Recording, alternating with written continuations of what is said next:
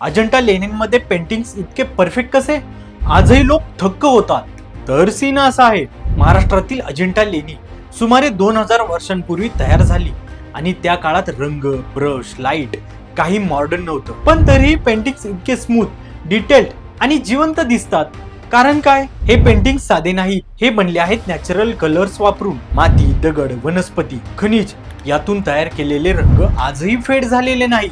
आणि टेक्निक कलाकारांनी वापरली फ्रेक्सो सेको टेक्निक. भिंतीवर आधी प्लास्टर लावून त्यावर ड्राय सरफेसवर पेंटिंग केलं जात होतं. पण खरी कमाल इथे आहे, त्या काळात लाईट नव्हती, तरीही शेडिंग, एक्सप्रेशन, डेप्थ इतके परफेक्ट कसे? कारण कलाकारांचा ऑब्झर्वेशन, पेशन्स, प्रिजिशन यांचा लेवलच वेगळा होता. पेंटिंग्स मध्ये तर डोळ्यांची एक्सप्रेशन, हातांची हालचाल इतकी रिअलिस्टिक आहे की आजच्या डिजिटल आर्टलाही चॅलेंज देते. ते आपल्या कल्पनेपेक्षा खूप पुढे आहेत. सीन काय समजला ना?